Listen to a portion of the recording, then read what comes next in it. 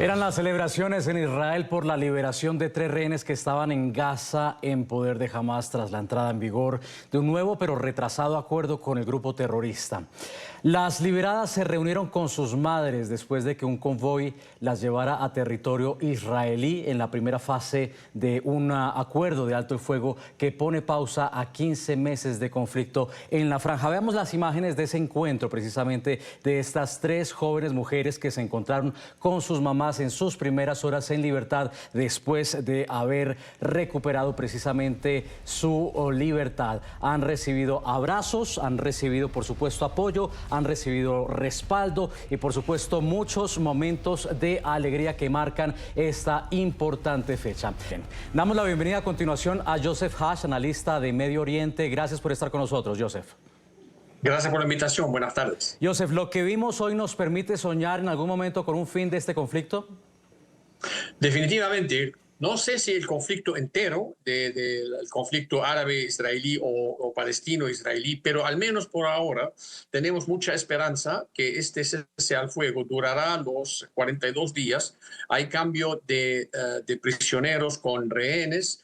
Al mismo tiempo, tenemos que monitorear el día 16 de esta tregua, a donde empiezan las negociaciones para la segunda fase. Lo más difícil que van a encontrar en esta negociación es la solución para que salga Hamas, los líderes de Hamas, de manejar, de administrar la franja de Gaza. Ya el presidente de la autoridad palestina, Mahmoud Abbas, ha mandado 4 hojas con un plan de desarrollo para la franja de Gaza, a donde apuntó a 2 ministros, uno para la época de transición y el otro para gobernar, ser el administrador de la franja de Gaza hasta que recuperen los ciudadanos sus casas, la construcción y todo esto. Porque Israel y Estados Unidos, hasta los mismos países árabes, no quieren que jamás quede forma parte de un gobierno que gobierna la franja de Gaza. Y aquí va a haber muchas presiones sobre los líderes de Hamas que quedan ahí al menos para que no insisten a quedarse en la franja de Gaza. Eso es lo más importante a largo plazo. Joseph, uno se pregunta por el compromiso de los extremistas de Hamas, porque la tregua estuvo peligrando a primera hora del día. Israel, es cierto, siguió bombardeando apenas unos minutos antes de que fuese la hora cero, a las 8 de la mañana. Se retrasó 3 horas, y se retrasó 3 horas porque Israel había demandado que se cumpliera con una lista previa de las personas que iban a ser liberadas. Eso no ocurrió. Hamas dijo que se debió a problemas técnicos, a inconvenientes técnicos, que nunca ahondó en eso. Pero uno sí se pregunta, ¿realmente hay un compromiso de Hamas? Mira, lamentablemente Hamas, su credibilidad es, si no es cero, quizás bajo cero. Entonces hay que doble chequear siempre lo que dice Hamas, lo que firma Hamas, lo que dice Hamas. De un lado sale un Abu Ubaida, que es el portavoz de la ala militar de Brigadas Al-Aqsa, diciendo una cosa, la victoria, etcétera. Del otro lado, otros líderes de Hamas que quieren resolver. Ellos también, entre ellos, tienen problemas. Y Hamas por sí misma está ahora, tiene un dilema porque según ellos, ellos ganaron, que Israel no los pudo sacar de la franja de Gaza, pero tienen la presión de Qatar en particular y los otros países árabes para que salgan de la franja de Gaza y que vayan a vivir en Qatar. Qatar es el único país que Israel se ha comprometido con el gobierno de Qatar que no asesinará nunca a los líderes palestinos. Por eso ellos no van a ningún otro lado, porque ahí sí la mano de Israel los va a alcanzar. Pero en Qatar están a salvo. Pero el problema sí, van a decidir a salir. Hay antecedente para eso. Ha pasado en el año 82, cuando salió Yasser Arafat con 5.000 combatientes de la OLP del Líbano, después de haber batallado contra el pueblo libanés por unos años, y tuvo que salir bajo supervisión de Naciones Unidas y una fuerza internacional.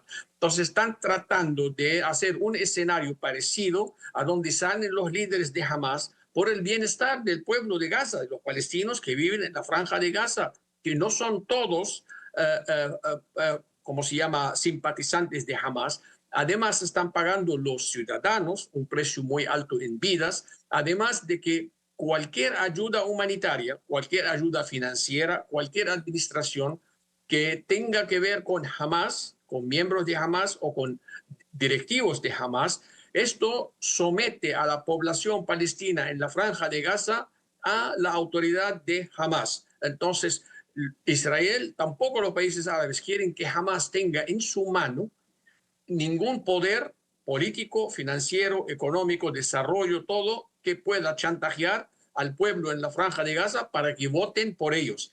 Por eso ellos están buscando la salida de Hamas para que pueda salir adelante al menos a la Franja de Gaza. Pero como acaba de decir que hoy la mañana hubo un retraso porque Hamas no cumplió, vamos a vivir con esta tensión todos los días, porque en los 2 o 3 días hay otra liberación de los rehenes y otra liberación de los palestinos y vamos a ver cómo desarrolla eso.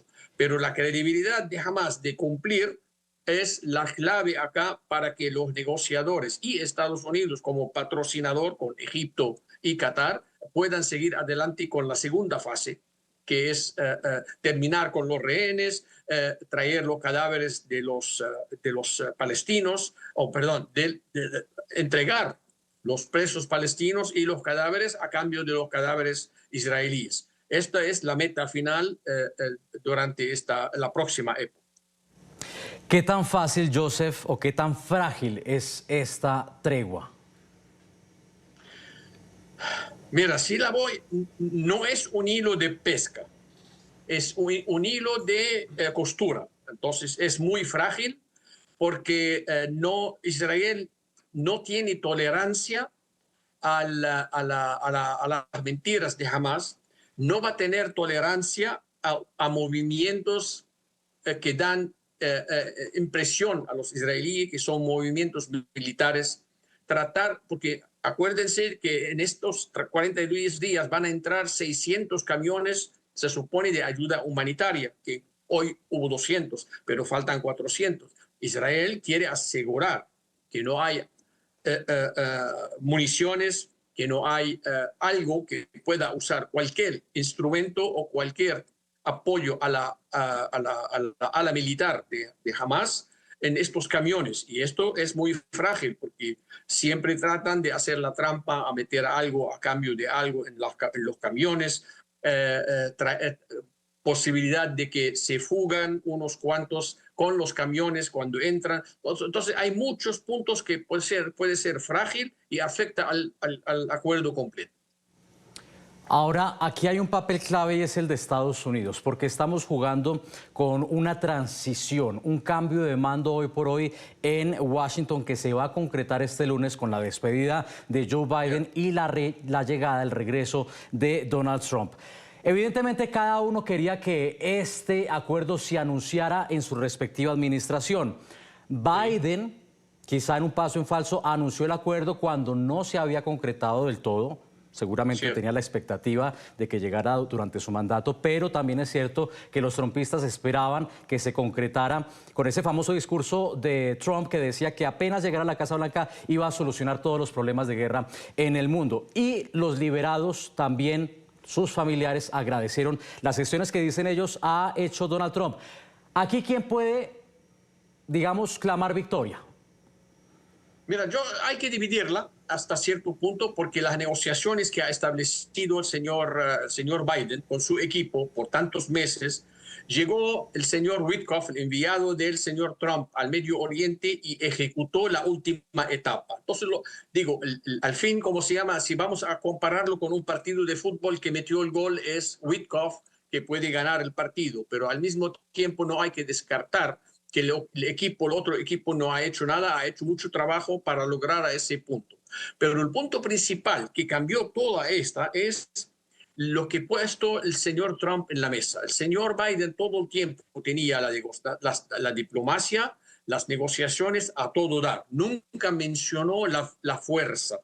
El señor Trump llega, que yo voy a mandar enviado, va a negociar y esto parte de nuestra diplomacia, pero al mismo tiempo amenazó con la fuerza. Esto lo que hace la diferencia a veces en los conflictos internacionales, porque mucha gente piensa bastante bien antes de enfrentarse militarmente o a la fuerza de Estados Unidos o hasta a Rusia en otros casos. Porque Estados Unidos, el señor Trump no es un hombre de guerra, pero es un hombre que usa la fuerza cuando hace falta. No, lo ha mostrado anteriormente cuando eliminó a Qasem Soleimani, cuando Irán no quiso parar su intervención en Irak, eliminó a al-Baghdadi cuando no quiso desmantelar a ISIS en Siria. Entonces tiene antecedentes que él usa la fuerza cuando se necesita. Entonces esto con otros factores que pasaron el último mes. Primero fue la decapitación de Hezbollah en el sur del Líbano y Hezbollah firmó, entre comillas, se dice acuerdo de cese al fuego, pero es un acuerdo de rendición.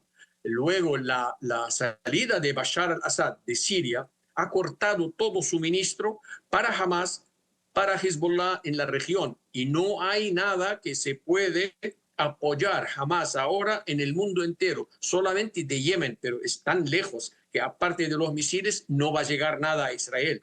Entonces Hamas puso todo en una canasta y empezó a averiguar.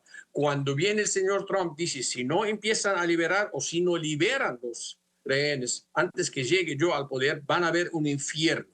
Entonces, aquí el infierno no es que Estados Unidos va a mandar sus tropas a la franja de Gaza, pero sí quizás le iba a dar una luz verde a Israel que haga lo que haga para sacar a sus rehenes. Y esta es lo que hace la última diferencia en la decisión de Hamas.